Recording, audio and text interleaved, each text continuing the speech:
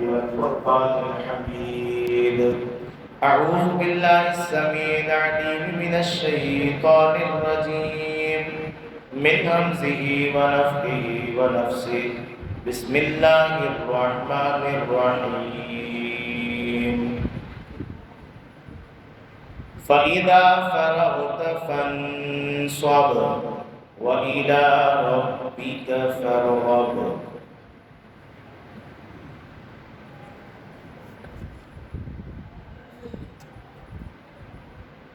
رمضان المبارک کا دوسرا عشرہ اپنے اختتام پر ہے اور کل سے آخری عشرہ شروع ہوا چاہتا ہے. 20 دن سے اللہ تعالیٰ کی طرف سے ایک منادی مسلسل روزانہ آواز دیتا ہے، یا باغی الخیر اقبل، اے نیکیوں کے چاہنے والے، خیر و بھلائی کے شوقین، نیکی کے طالب، اقبل، آجا، آگے بڑھ. یہ آواز اور یہ ندا ہم میں سے کسی نے سنی نہیں، لیکن امام الانبیاء محمد الرسول اللہ صلی اللہ علیہ وسلم کے فرمان، آپ کے قول پر ایمان، آپ کی حدیث پر ایمان اور یقین ہمیں یہ اس بات پر مجبور کرتا ہے کہ ہم اپنے دل سے اس آواز کو اور اس ندا کو سنیں اور یہ محسوس کریں کہ ڈیلی جب سے رمضان شروع ہوا ہے، اللہ کے رسول صلی اللہ علیہ وسلم کے فرمان کے مطابق اذا کان اول لیلۃ من رمضان، جب رمضان کی پہلی رات ہوتی ہے تب سے نادا مناد، اللہ کی طرف سے منادی ندا دیتا ہے، آواز دیتا ہے، یا باغی الخیر اقبل، اے نیکیوں کے طالب آجا، آگے بڑھ اور ان نیکیوں کو سمیٹ لے، خیر و بھلائی کے کاموں میں دلچسپی لے اور آگے بڑھ. اللہ تعالیٰ قرآن کریم میں بھی اس بات کا حکم فرماتے ہیں وَإِلَىٰ رَبِّكَ فَارْغَب، اپنے رب کی طرف رغبت کیجئے، اپنے رب کی طرف رجوع کیجئے، اپنا دل لگائیے اپنے رب کی طرف. اپنے رب کی طرف کیسے دل لگاتے ہیں؟ اس کی عبادت، اس کی اطاعت، فرمانبرداری کے ذریعے، کہ مقصد حیات ہی اللہ تعالیٰ نے قرآن کریم میں یہی ذکر کیا ہے. دنیا میں آنے کا مقصد دنیا کی رنگینیوں اور دنیا کی نعمتوں سے لطف اندوز ہونا نہیں، بلکہ فرمایا وَمَا خَلَقْتُ الْجِنَّ وَالْإِنسَ إِلَّا لِيَعْبُدُونَ، میں نے جن و انس کو صرف اور صرف اپنی عبادت کے لیے پیدا کیا. مقصد تخلیق اور کوئی ہے ہی نہیں، پیدائش کا کوئی اور مقصد ہے ہی نہیں سوائے اللہ تعالیٰ کی عبادت کے. اور یہ ماہ مبارک اس میں اور زیادہ اللہ کی عبادت اور اطاعت کے اندر دلچسپی لینے، راغب ہونے، آگے بڑھنے کا حکم دیا گیا ہے اور شوق دلایا گیا ہے. اعمال کا اجر و ثواب اس ماہ مبارک میں بڑھ جاتا ہے. بعض اعمال کا باقاعدہ نام لے کر ان کے اجر و ثواب کو ذکر کیا ہے. نبی کریم صلی اللہ علیہ وسلم کا فرمان ہے فَإِنَّ عُمْرَةً فِي رَمَضَانَ تعدل حجہ، کہ رمضان کے اندر عمرہ کرنا یہ حج کے برابر ہے. یہ رمضان کی برکت ہے کہ اس میں کیا ہوا عمرہ وہ حج کے برابر بن جاتا ہے. اعمال کا اجر و ثواب بڑھتا ہے. عام دنوں کا روزہ اس کے مقابلے میں رمضان کا روزہ اس کا اجر و ثواب زیادہ ہے. فرمایا من صام رمضان ایمانا و احتسابا غفر له ما تقدم من ذنبه. جس نے رمضان کے روزے ایمان اور اجر کی امید اور خالص نیت کے ساتھ رکھے اس کے گزشتہ گناہ بخش دیے جاتے ہیں. عام راتوں کا تہجد اور قیام اس کے مقابلے میں رمضان کا قیام زیادہ عظیم ہے, زیادہ اجر و ثواب والا ہے. فرمایا من قام رمضان ایمانا و احتسابا غفر له ما تقدم من ذنبه. جو بندہ رمضان کا قیام ایمان کی حالت میں اور اجر کی امید اور خالص نیت کے ساتھ کر لے تو اس کے گزشتہ گناہ بخش دیے جاتے ہیں. یہ برکت ہے رمضان المبارک کے مہینے کی. فرمایا لیلۃ القدر خیر من الف شہر. بلکہ ایک رات ایسی ہے اس ماہ مبارک میں کہ خیر من الف شہر, جس کی عبادت, جس میں اطاعت کے کام, نیکی کے کام وہ 1000 مہینوں کی عبادت اور 1000 مہینوں کی اطاعت سے بڑھ کر ہے, اس سے بہتر ہے. کس قدر اجر و ثواب بڑھ جاتا ہے. یہ قدر کی رات جس کے بارے میں نبی کریم صلی اللہ علیہ وسلم نے فرمایا من حرم خیرہ فقد حرم الخیر کلہ. جو بندہ اس رات کی خیر و برکت سے محروم ہوا سمجھو وہ دنیا بھر کے ہر خیر اور بھلائی سے محروم ہو گیا. اسے کوئی خیر و بھلائی نصیب نہیں ہوئی. یہ محروم شخص ہے جسے اس رات کی بھلائی بھی نصیب نہ ہو. اس رات کو بھی وہ عام راتوں کی طرح گزارا. اس طرح ہمارا معاشرہ اس نے اس رات کا نام ہی یہ رکھا کہ جاگنے کی رات ہے. حالانکہ یہ نہیں کہیں جاگنے کی رات ہے بلکہ عبادت کی رات ہے, اطاعت کی رات ہے, اللہ کے حضور گڑگڑانے کی رات ہے, نیکیوں میں سبقت کی رات ہے.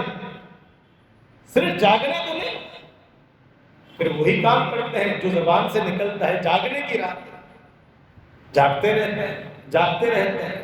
کوئی موبائل چلا رہا ہے, کوئی خوشگپیوں میں مصروف ہے, کوئی سیر سپاٹے میں لگا ہوا ہے. جاگنے کی رات ہے. پوری رات ہم ساری راتیں جاگے ہیں, ساری راتیں جاگے ہیں. جاگنا صرف نہیں بلکہ اصل مقصد لیلۃ القدر خیر من الف شہر.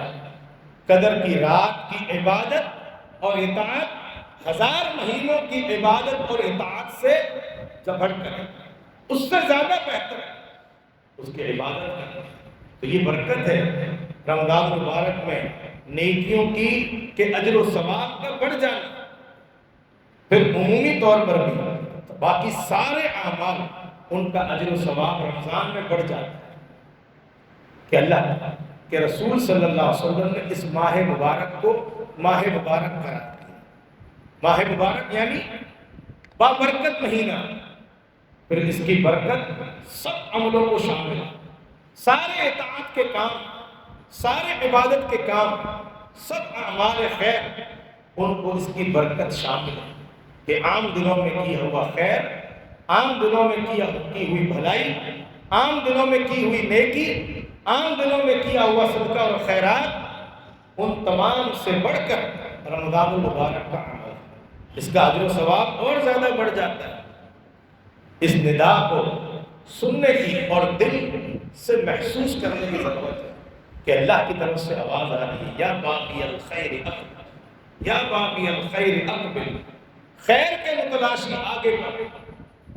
ہم دیکھیں نا کہیں سفر کا موقع ملے, اسٹیشن پر ہوں اور ایئرپورٹ پر ہوں تو ہم اس آواز کو سننے کے لیے ترس رہے ہوتے ہیں جس کے ذریعے ہماری ریل گاڑی اور ہماری فلائٹ کا اعلان ہو, اور کان لگا کر سنتے ہیں. کسی اور فلائٹ کا اعلان ہو رہا پھر بھی غور سے سن رہے ہیں, اس کو دل سے محسوس کرنا چاہتے ہیں کہ وقت آ گیا ہے اٹھنے کا, آگے بڑھنے کا اور سوار ہونے کا۔ اور یہ اللہ کی طرف سے منادی ہے، اللہ کی طرف سے ندا اور پکار دی جا رہی ہے، یا باغی الخیر اقبل، خیر کے متلاشی، خیر کو تلاش کرنے والے، نیکیوں کے طالب، آگے بڑھ، نیکیوں میں سبقت کر۔ عبداللہ ابن عمر رضی اللہ عنہ کا مشہور قول جو وہ فرمایا کرتے تھے، اذا امسیت فلا تنتظر الصباح، جب شام کو نیکی کا وقت مل جائے، نیکی کا موقع مل جائے تو صبح تک انتظار نہ کر، وَإِذَا أَصْبَحْتَ فَلَا تَنْتَظِرِ الْمَسَاءَ، اور جب شام صبح کو نیکی کا وقت مل جائے، موقع مل جائے تو پھر شام تک کا انتظار نہ کر۔ یہ نہ سوچ کہ آج نہیں یہ نیکی کل کر لوں گا، ابھی نہیں شام کو کر لوں گا، نہیں، موقع ملتا ہے فوراً نیکی کرو، اپنے وقت کو ضائع نہ کرو، کیونکہ ہو سکتا ہے شام آنے سے پہلے پہلے اللہ کی طرف سے داعی اجل کو لبیک کہنے کا وقت آ جائے، اس سے پہلے پہلے اس نیکی کے موقع کو غنیمت جان کر اپنی نیکی کو اختیار کر دیں۔ یہ اللہ تبارک و تعالیٰ کا بہت بڑا احسان ہے کہ یہ رمضان ایک بار پھر ہماری زندگیوں میں آیا اس طرح کہ ہم صحت مند ہیں، عافیت کے ساتھ ہیں اور آزاد ہیں۔ ورنہ کتنے لوگ ہیں جنہوں نے یہ رمضان بیماری میں، اسپتالوں میں، ایڈمٹ حالت میں انہوں نے گزار دیا۔ کتنے لوگ ہیں جنہوں نے رمضان جیلوں کی سلاخوں کے پیچھے گزار دیا۔ ذرا تصور کریں کہ کیا حالت ہوتی ہے اس پورے گھر کی جس کا ایک فرد اسپتال میں داخل ہو اور ماہ مبارک چل رہا ہو، سارے گھر کی روٹین چینج ہو جاتی ہے۔ کیا حالت ہوگی اس گھر کی جس کا کوئی فرد جیل میں ہو اور ماہ مبارک جا رہا ہو۔ یہ اللہ تعالیٰ کا شکر اور اللہ تبارک و تعالیٰ کا احسان تسلیم کرنا ہے کہ اللہ کی طرف سے کتنا بڑا احسان ہے کہ اس ماہ مبارک میں ہم عافیت کے ساتھ ہیں اور آزاد ہیں۔ اللہ تبارک و تعالیٰ نے صحت، تندرستی دی ہے اعمال صالحہ کرنے کے لیے، اللہ کی عبادت کرنے کے لیے، اور اللہ تبارک و تعالیٰ نے آزادی دی ہے مسجد کو آنے کے لیے۔ اللہ اکبر۔ امام شافعی رحمہ اللہ کے شاگرد مسئلہ خلق قرآن میں انہیں جیل میں بند کر دیا گیا، لیکن جیسے ہی جمعے کا دن آتا وہ غسل کرتے، نہاتے، تیار ہوتے اور اذان ہوتے ہی جیل کے دروازے کے پاس آ جاتے اور دربان انہیں واپس اندر جانے کو کہتا، تو یہ کہتے، یا اللہ تو جانتا ہے میں تیری پکار پر لبیک کہتے ہوئے آگے بڑھا، لیکن ان لوگوں نے مجھے روک دیا۔ میں تو آنا چاہتا تھا، میں تیار بھی ہوا، لیکن ان لوگوں نے مجھے روک دیا۔ یہ ہے سچے لوگوں کے حالات، جن کا ایمان آسمان کی بلندیوں پر پرواز کرتا ہے، کہ کس طرح اللہ تعالیٰ کی عبادت، اللہ تعالیٰ کی پکار، اللہ تعالیٰ کی ندا کے ساتھ، اللہ کی عبادت کے ساتھ ان کی دلچسپی تھی۔ اللہ تبارک و تعالیٰ کو ہماری عبادت، ہماری نیکیاں، ہماری اطاعت کی حاجت اور ضرورت نہیں، وہ تو بے نیاز ہے۔ اس کی عبادت کرنے والی مخلوق وہ بہت ہے۔ اس عبادت میں، اس اطاعت میں انسان کا اپنا فائدہ ہے، ورنہ اللہ تعالیٰ کی عبادت کرنے والے، اللہ تعالیٰ قرآن کریم میں کیا فرماتے ہیں، أَلَمْ تَرَ أَنَّ اللَّهَ يَسْجُدُ لَهُ مَنْ فِي السَّمَاوَاتِ وَمَنْ فِي الْأَرْضِ، کیا تم دیکھتے نہیں کہ اللہ تعالیٰ کو آسمانوں کی ساری مخلوق اور زمینوں کی ساری مخلوق سجدہ کرتی ہے۔ وَالشَّمْسُ وَالْقَمَرُ وَالنُّجُومُ وَالْجِبَالُ، یہ سورج، یہ چاند، یہ تارے، یہ پہاڑ، یہ سارے کے سارے، وَالشَّجَرُ وَالدَّوَابُ، یہ سارے درخت، یہ فصلیں، یہ لہلاتے کھیت، اور وَالدَّوَابُ، یہ سارے چوپائے جانور، یہ سب اللہ کو سجدہ کرتے ہیں، سب اللہ کی عبادت کر رہے ہیں، اللہ کی تسبیح بیان کر رہے ہیں۔ وَإِن مِّن شَيْءٍ إِلَّا يُسَبِّحُ بِحَمْدِهِ، ہر شے اللہ کی تسبیح اور حمد بیان کر رہے ہیں۔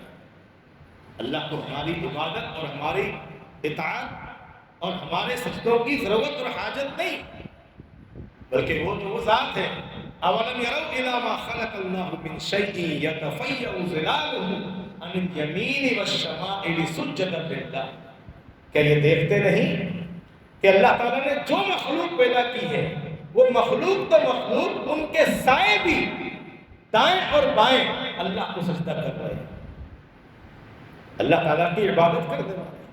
نبی کریم صلی اللہ علیہ وسلم کا فرمایا کہ انی ارا ما لا ترون واسمع ما لا تسمعون، فرمایا میں وہ کچھ دیکھتا ہوں جو تم نہیں دیکھتے، اور وہ کچھ سنتا ہوں جو تم نہیں سنتے۔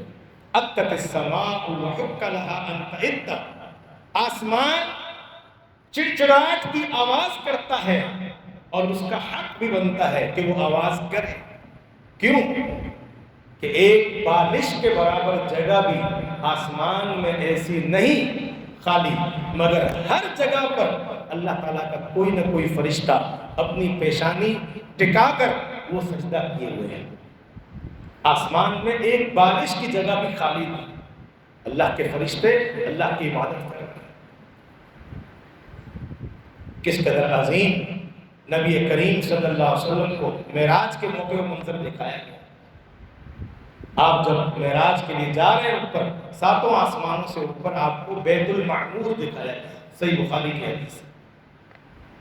جبریل امین علیہ السلام نے تعارف کروایا، فرمایا ھذا بیت المعمور، یہ بیت معمور ہے۔ اس طرح یہاں بیت اللہ ہے زمین پر، آسمانوں کے اوپر بیت المعمور ہے جہاں فرشتے اللہ تعالیٰ کی عبادت کرتے ہیں اور طواف کرتے ہیں۔ فرمایا اس گھر کے اندر روزانہ 70,000 فرشتے داخل ہوتے ہیں اور عبادت کرتے ہیں، اور جب وہ نکلتے ہیں تو پھر آخری وقت تک ان کی دوبارہ باری نہیں آتی۔ اتنے اللہ کے ملائکہ ہیں، اتنے فرشتے ہیں جو اللہ کی عبادت میں مصروف ہیں۔ یہ میری اور آپ کی عبادت، یہ ہمارے سجدے اور یہ ہماری غافل دل سے نکلی ہوئی دعائیں اور غفلت والی نمازیں، ان کی اللہ کو حاجت نہیں، یہ میرا اور آپ کا فائدہ ہے، اللہ کی طرف سے پیکیجز ہیں، اللہ پیکیج دیتا ہے، نوازنا چاہتا ہے، لیکن ہماری غفلت اور ہماری بے توجہی اس کا کوئی ٹھکانہ نہیں۔ کیسے ہر بندہ، میں اور آپ اپنا محاسبہ کریں کہ کیسے یہ 20 دن گزر گئے، کیسے 2 عشرے گزر گئے، اور وَإِلَىٰ رَبِّكَ فَارْغَب اور یا باغی الخیر اقبل کی صدا کو ہم نے کیسے محسوس کیا اور اس پر کیسے لبیک کہا، کیسے اللہ کے حضور حاضری دی، کس دل سے اللہ کو سجدے کیے اور کیسے روزے رکھے، کیسے قیام کیا۔ اپنا محاسبہ میں اور آپ ہر ایک اپنا محاسبہ کریں۔ اللہ تعالیٰ کی ذات کو فرق پڑنے والا نہیں۔ صحیح مسلم کی حدیث ہے، نبی کریم صلی اللہ علیہ وسلم نے فرمایا کہ اللہ تعالیٰ فرماتے ہیں، حدیث قدسی ہے، یا عبادی، اے میرے بندو، لو ان اولکم و آخرکم و انسکم و جنکم، اے میرے بندو تمہارے سارے کے سارے اول اور آخر، انسان اور جن، سارے کے سارے، اگر سارے کے سارے متقی ترین انسان کی طرح بن جائے، دنیا کے متقی اور پرہیزگار ترین انسان کی طرح بن جائے، اللہ کے فرما بردار، نیک، صالح، گناہوں سے دور بھاگنے والے سارے ویسے ہو جائیں، تو ایک اللہ تعالیٰ کی بادشاہت میں ذرہ برابر بھی یہ اضافہ نہیں کر سکتے۔ اور فرمایا یہ سارے کے سارے اگر دنیا کے کسی فاسق اور فاجر ترین، گناہگار ترین انسان جیسے بن جائیں، پھر بھی اللہ کی بادشاہت میں ذرہ برابر بھی کمی نہیں آئے گی، اسے کوئی فرق نہیں پڑتا۔ وہ تو اللہ الصمد ہے، وہ تو الغنی ہے، لا پرواہ ذات ہے، بے پرواہ ذات ہے، اسے ہمارے سجدوں کی، ہماری نمازوں کی، ہماری عبادت کی حاجت کی ضرورت نہیں۔ جو ہم کریں گے وہ اپنے لیے کریں گے۔ جو بھی ہدایت کے راستے پر چلے گا، من اہتدی فانما یہتدی لنفسہ، جو ہدایت کی راہ اختیار کرے گا وہ اپنی ذات کے لیے کرے گا، ومن ضل فانما یضل علیہا، اور جو گمراہی کی راہ اختیار کرے گا اس کا وبال بھی اس کے اپنے ذمہ ہوگا۔ اس کی اطاعت سے نہ اللہ کی بادشاہت میں کوئی اضافہ ہونے والا ہے، نہ ان کی نافرمانیوں سے اللہ تعالیٰ کی بادشاہت میں کوئی کمی ہونے والی ہے۔ بلکہ نبی کریم صلی اللہ علیہ وسلم کا فرمان کہ اللہ تعالیٰ فرماتا ہے، حدیث قدسی جامع ترمذی کی روایت ہے، یا ابن آدم، اللہ فرماتا ہے اے آدم کے بیٹے، تفرق لعبادتی، میری عبادت کے لیے فارغ وقت نکال، اپنی مصروفیات میں سے وقت نکال میری عبادت کے لیے۔ میں املأ صدرک غنًا، میں تیرے سینے کو غنا سے بھر دوں گا، لوگوں سے تجھے بے پرواہ کر دوں گا، وَأَسُدَّ فَقْرَكَ، اور تیری ساری ضرورتیں اور حاجتیں میں پوری کر دوں گا، بشرطے کہ تم میری عبادت کے لیے وقت نکال، اپنی مصروفیات میں سے وقت نکال میری عبادت کے لیے۔ وَإِلَّا تَفْعَلْ، اور اگر تم نے ایسا نہ کیا، مَلَأْتُ يَدَيْكَ شُغْلًا وَلَمْ أَسُدَّ فَقْرَكَ، اگر تم نے ایسا نہ کیا، میری عبادت کے لیے وقت نہ نکالا، اپنی دنیا داری، اپنا کاروبار، اپنی جاب، اپنے بیوی بچے، اپنے دوست احباب، اپنی گیدرنگ، ان کے لیے تیرے پاس وقت ہے اور میری عبادت کے لیے تو نے وقت نہ نکالا، مَلَأْتُ يَدَيْكَ شُغْلًا، میں تیرے ہاتھوں کو مصروفیات سے بھر دوں گا، وَلَمْ أَسُدَّ فَقْرَكَ، پھر بھی تیری حاجتیں اور ضرورتیں پوری نہیں ہوں گی اگر میری عبادت کے لیے وقت نہ نکالا، مصروف ترین کر دوں گا لیکن پھر بھی حاجات اور ضروریات وہ پوری نہیں کروں گا۔ تو اللہ تعالیٰ کی عبادت، اللہ تبارک و تعالیٰ کی طرف انابت، رجوع اور اس کی اطاعت و فرمانبرداری میں انسان کا اپنا فائدہ۔ اللہ تعالیٰ کا فرمان ہے، فَمَنْ كَانَ يَرْجُو لِقَاءَ رَبِّهِ فَلْيَعْمَلْ عَمَلًا صَالِحًا، جو بندہ رب سے ملاقات کی امید اور چاہت رکھتا ہے، ایمان اور یقین رکھتا ہے کہ ایک دن اللہ کے حضور حاضر ہونا ہے، تو اس کو چاہیے کہ عمل صالح کر لے، نیک اعمال کر لے۔ ویسے ہی ملاقات کا کوئی فائدہ نہیں، بغیر عمل کے کوئی فائدہ نہیں۔ اگر امید ہے، ایمان ہے، یقین ہے، آخرت کے دن پر ایمان ہے، تو پھر فَلْيَعْمَلْ عَمَلًا صَالِحًا، اس کو چاہیے کہ نیک عمل کر لے۔ اللہ اکبر۔ سعودی عرب کے جید عالم دین شیخ صالح الفوزان کیا فرماتے ہیں؟ فرماتے ہیں الجنت لا تنال بالراحت، کہ جنت، اس کا حصول جو ہے راحت کے ساتھ، نیند کے ساتھ، سکون کے ساتھ یہ ممکن نہیں۔ جنت کا حصول ہے تو پھر اپنے آپ کو اعمال صالحہ کے اندر تھکانا پڑے گا، یہ لمبی لمبی تراویحاں پڑھنی پڑیں گی، یہ عبادت کی طرف رغبت کرنی پڑے گی، اپنے جسم کو تھکا ڈالو اعمال صالحہ، نیک اعمال میں۔ آج ہم اپنے جسم کو تھکاتے ہیں صبح سے لے کر شام تک، اپنے روزگار میں، بیوی بچوں کا پیٹ پالنے میں، اپنی دنیاوی ترقی کے لیے، اپنے منصب اور اسٹیٹس کو بنانے کے لیے، اپنے بچوں کا مستقبل بنانے کے لیے، سنوارنے کے لیے اپنے آپ کو صبح سے شام تک تھکا دیتے ہیں۔ فرماتے ہیں کہ جنت اگر چاہتے ہو، جنت کی کیا قیمت ہے؟ وہ راحت سے حاصل ہو جائے گی؟ بالکل بھی نہیں۔ الجنت لا تنال بالکسل والنوم، یہ جنت راحت کے ساتھ، نیندیں کرنے کے ساتھ اور سستیاں کرنے کے ساتھ یہ جنت کا حاصل ہونا ممکن نہیں۔ اس میں تو اپنے آپ کو تھکانا پڑے گا، محنت کرنی پڑے گی، جس طرح نبی کریم صلی اللہ علیہ وسلم اور صحابہ اکرام رضوان اللہ علیہم اجمعین کیا۔ آپ صلی اللہ علیہ وسلم کے متعلق عائشہ صدیقہ رضی اللہ عنہ کی مشہور حدیث ہم بار بار سنتے ہیں کہ آپ صلی اللہ علیہ وسلم لَيَقُومُ لِيُصَلِّيَ بِاللَّيْلِ، آپ سب کھڑے ہوتے اور رات کا آپ صلی اللہ علیہ وسلم قیام کرتے، حتیٰ تَرِمَ قَدَمَاهُ، حتیٰ کہ آپ صلی اللہ علیہ وسلم کے پاؤں مبارک سوج جاتے ہیں، اتنا لمبا قیام کہ پاؤں مبارک سوج جاتے ہیں۔ آج ہم 2 رکعت پڑھتے ہیں، پھر بیٹھ جاتے ہیں، پھر انتظار کرتے ہیں کہ اگلی رکعت، اگلی تراویح شروع ہوئی ہے، اس میں جب امام رکوع میں جانے والا ہوگا تو میں کھڑے ہو کر شامل ہو جاؤں گا۔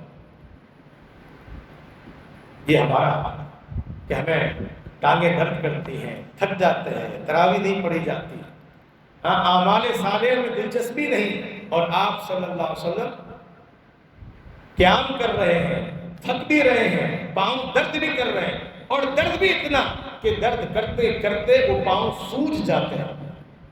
اما عائشہ رضی اللہ عنہ نے کہہ دیا اللہ کے رسول صلی اللہ علیہ وسلم کیا ضرورت ہے، اللہ تعالیٰ نے آپ کے اگلے پچھلے گناہ بخش دیے ہیں اور آپ کو معصوم من الخطا بنایا ہے، اتنی مشقت کی کیا ضرورت ہے؟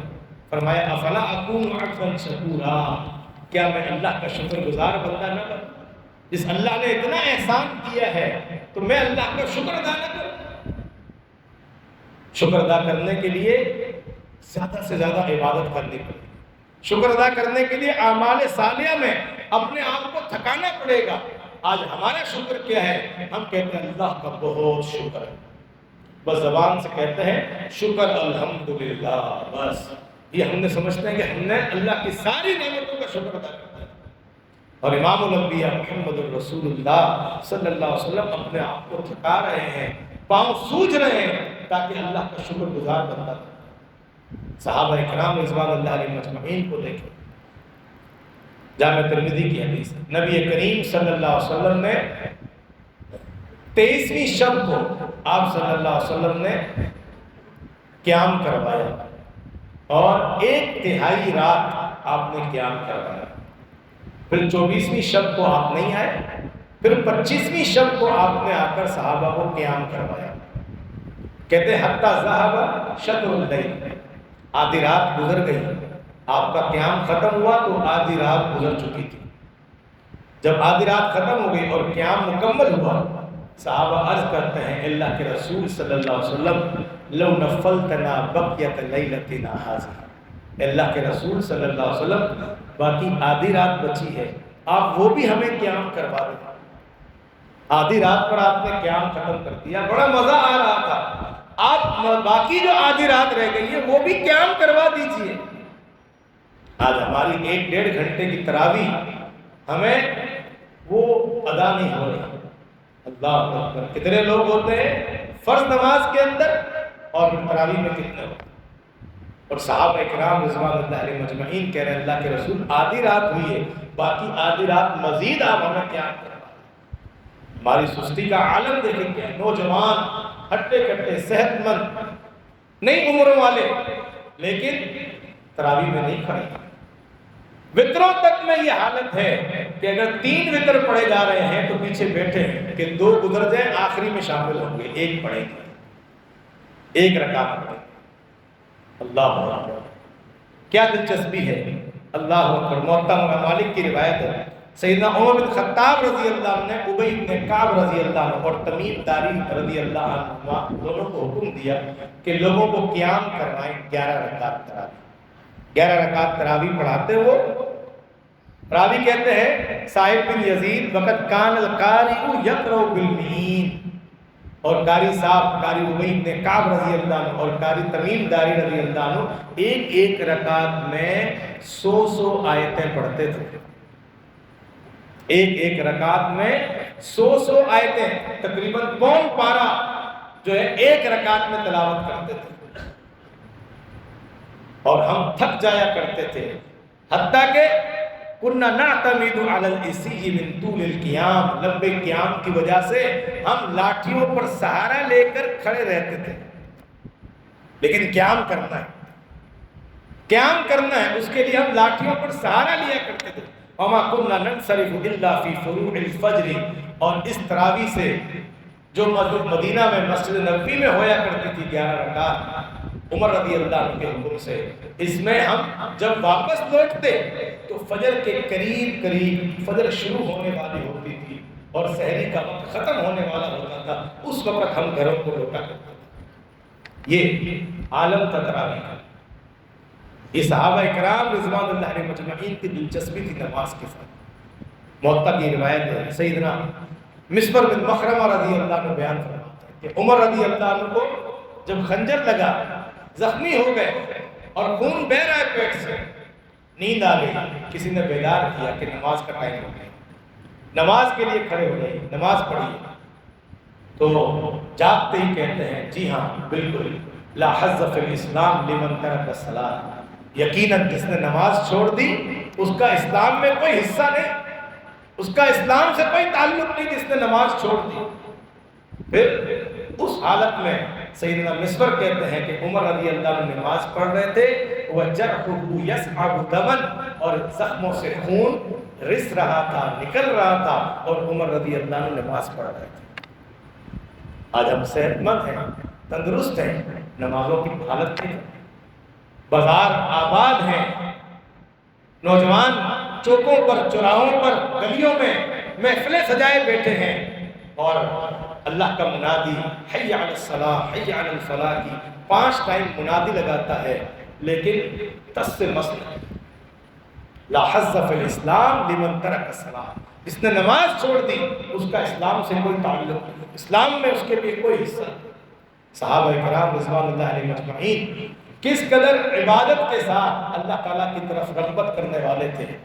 سیدنا عبداللہ بن عمرو بن عاص رضی اللہ عنہ کی مشہور حدیث، ارادہ کرتے ہیں، قسم کھاتے ہیں، واللہ لأصومن النہار ولأقومن اللیل ما عشت، اللہ کی قسم روزانہ میں دن کو روزہ رکھوں گا اور رات کو پوری رات قیام کروں گا، سوؤں گا نہیں، ما عشت، جب تک زندہ ہوں ہمیشہ ڈیلی روزے رکھوں گا اور ڈیلی قیام کروں گا۔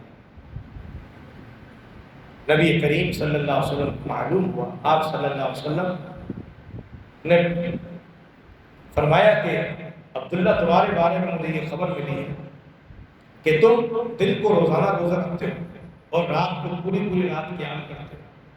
صحیح مسلم کی ایک روایت میں لفظ ہے کہ روزانہ رات کو تم قرآن ختم کرتے ہو، پوری رات تلاوت کرتے رہتے ہو، اور روزانہ ڈیلی ایک قرآن پورا کرتے ہو۔ سیدنا عبداللہ بن عمرو بن عاص کہتے ہیں اللہ کے رسول میں نے ارادہ کیا، آپ نے فرمایا تم ایسا کرو، مہینے میں 3 روزے رکھ دیا کرو اور مہینے میں 1 قرآن کا دور مکمل کیا کرو۔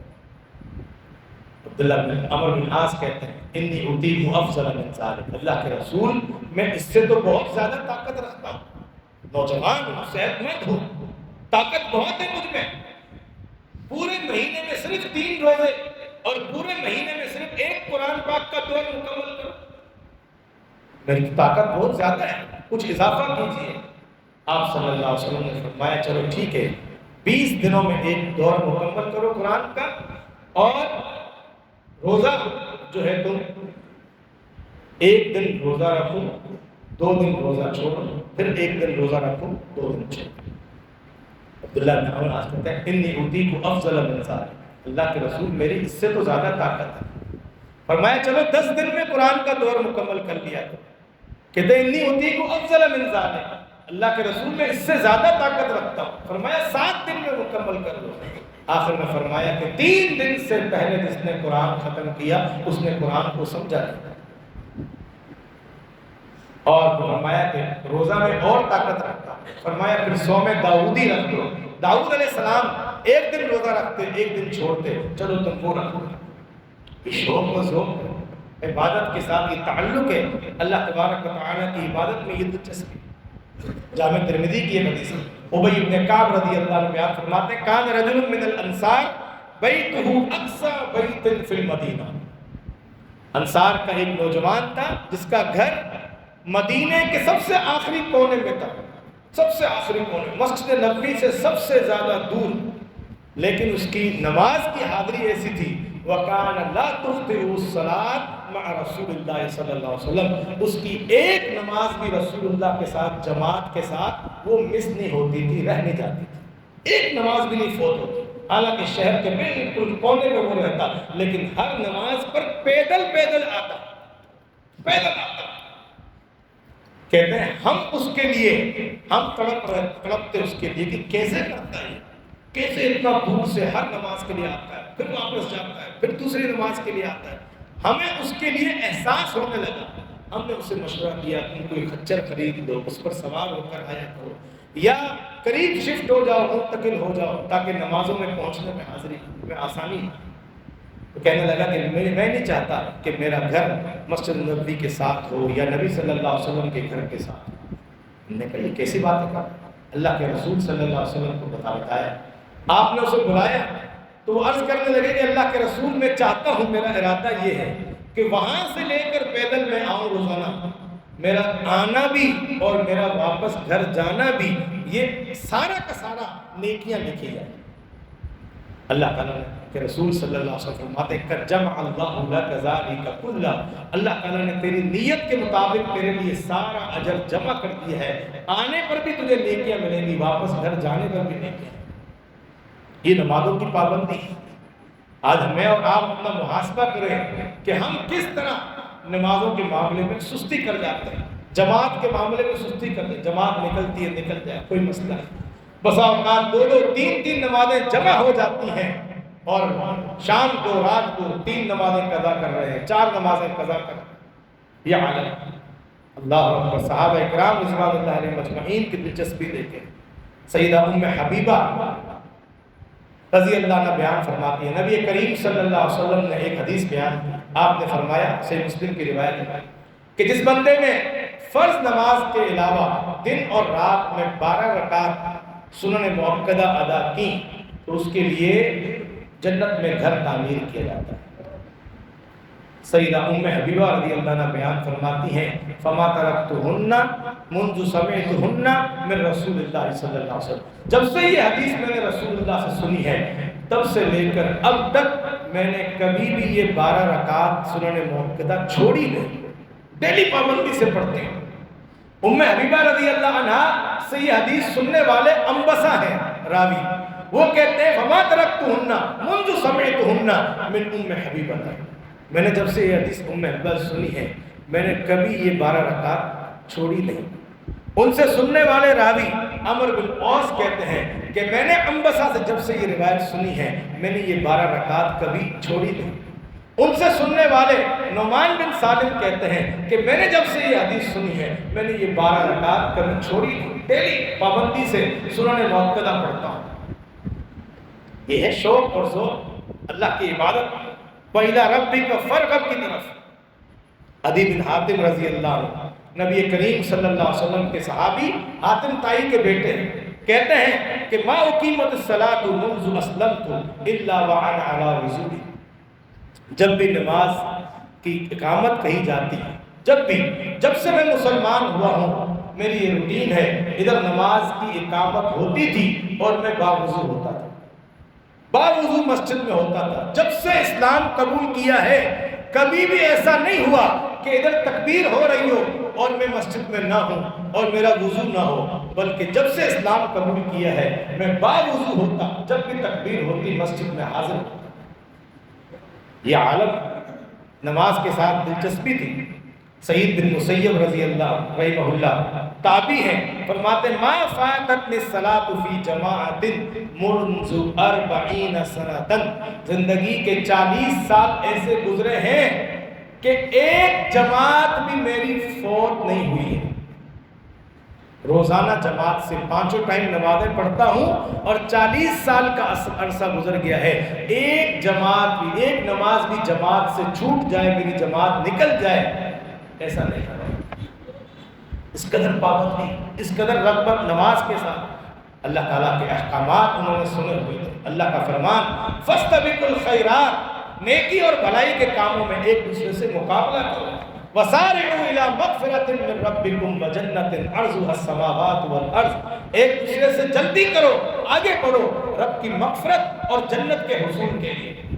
دیکھیں قرآن کریم میں اللہ تعالیٰ نے رزق کے لیے بھی کوشش کرنے کا حکم دیا۔ سورہ ملک میں اللہ نے فرمایا فَامْشُوا فِي مَنَاكِبِهَا وَكُلُوا مِن رِزْقِهِ، زمین کے اطراف میں چلو پھرو اور اللہ کا رزق حاصل کر کے کھاؤ۔ یہ رزق کے بارے میں کہا، لیکن جب اللہ نے اپنے ذکر کے بارے میں کہا تو فرمایا فَاسْعَوْا إِلَىٰ ذِكْرِ اللَّهِ، جلدی جلدی آؤ اللہ کے ذکر کی طرف۔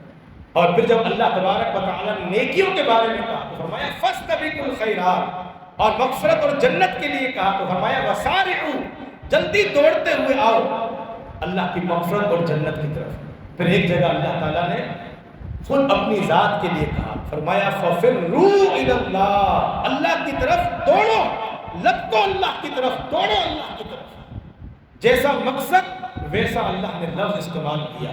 جہاں دنیا کے رزق اور دنیا داری کا تعلق آیا، میں چلو پھرو اور اللہ کا رزق کھاؤ زمین میں۔ لیکن جہاں مغفرت ہے، جہاں جنت ہے، جہاں رب کی طرف حاضری ہے، تو فرمایا لپکو، دوڑو، جلدی کرو، ایک دوسرے سے مقابلہ کرو۔ یہ اللہ تبارک و تعالی قرآن کریم میں ہمیں بلا رہے ہیں، ہمیں ندا دے رہے ہیں۔ سیدنا عباس رضی اللہ عنہ نبی کریم صلی اللہ علیہ وسلم کے پاس آئے اور آپ صلی اللہ علیہ وسلم سے پوچھتے ہیں مسئلہ کہ اللہ کے رسول صلی اللہ علیہ وسلم مجھے ایک مسئلہ پوچھنا ہے، اور مسئلہ یہ ہے کہ ابھی مجھ پر سال نہیں گزرا کہ زکوٰۃ فرض ہو میرے مال پر، کیا میں ایڈوانس پہلے زکوٰۃ دے سکتا؟ یہ سوال ہے سیدنا عباس رضی اللہ عنہ۔ اللہ کے رسول ابھی مال پر سال نہیں گزرا ہے کہ زکوٰۃ فرض ہو، کیا یہ جائز ہے کہ میں فرض ہونے سے پہلے ایڈوانس ہی زکوٰۃ ادا کر دوں؟